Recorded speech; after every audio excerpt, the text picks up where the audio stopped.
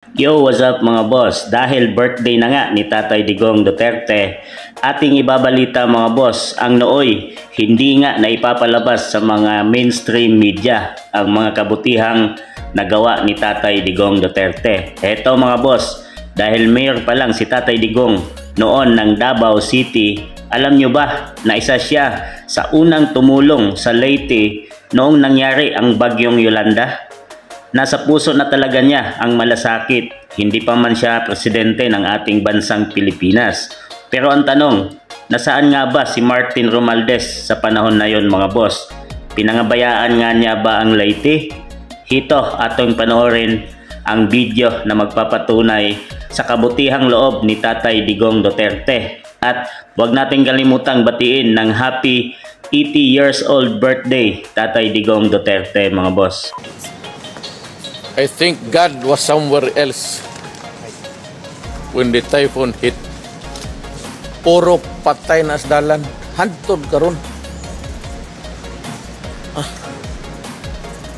Mga tao, wala elektrisidad, way pagkaon, way tubig, ang tanang patay na asdalan, ang mga tao gatan-on la sa langit. I really do not know. The president had been there. Marroas was there. I would suggest that any suggestion lang, baka abot doon na I do not mean to a state of calamity is not enough. There has to be a state of emergency because there is no local government functioning. Yung inaasahan nila na police, army, pati mga social workers, taga-gobyerno, lahat sila biktima, lahat sila may patay. Pati police, pati army doon patay. So there is no city government functioning. Hindi naman ako nag-ano, pero as a Filipino, I have to say something. Ang mga patay na sa dalan. As I said, I do not mean to be, God must have been somewhere else. Or he forgot that there is a planet called Earth.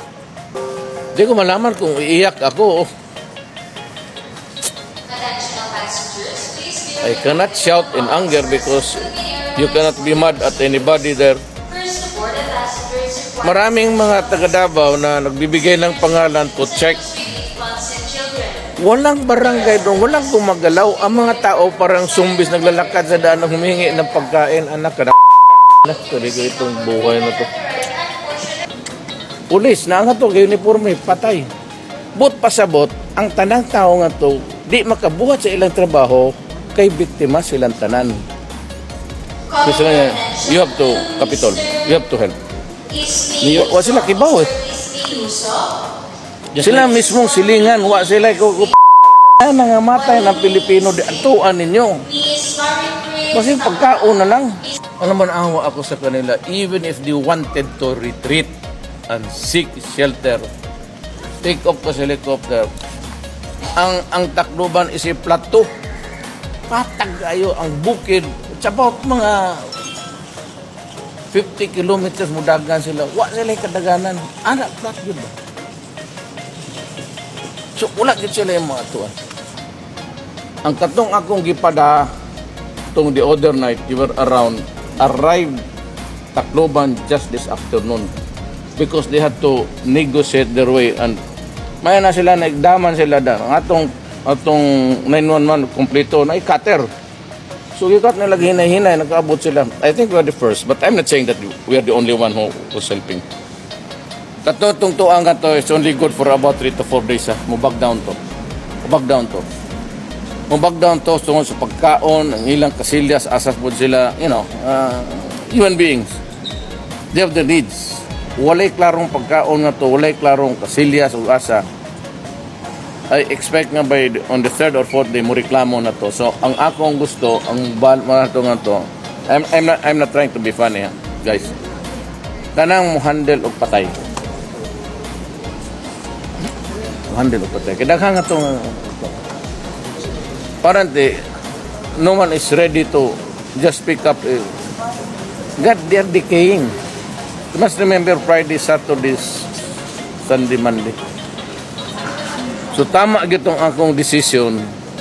Friday, Saturday, pag tan-on ako sa TV, ingnan tamong, I told the Davao News city residents, we have to help. Maski na pa paano, basi ano kalit, we have to help. Mayor, just like Tacloban, there are a lot of residents in Davao City na napot sa coastline. Kung sa'yo mong i-advise sila kung simba ko mo abutin nila. Dili, kung naatay warning, then, and then I would make this, kung naay warning, then there is no reason why nganong di mo makwit. Ay, kung na ako'y mga 3 days, buyuro ang tagyuga. Mayor, what will be the preparation of the city if... Kaya nga sabi ko, two corridors. Dito sa Indangan, papuntang Bukid. Dito naman, dito sa... sila na si Villaroman, kanilang trabaho na yan. But I want to create channels of emergency channels sa syudad. Nakasakali maganon, may super typhoon, well in advance, advised so many days ahead. And yet, ganon ang, well, of course, andoon si Mare. Gasmin was there all along, all the time. Sabi niya, Lord, wala talaga kami. And I agree with them. It's the entire city, it's 90%.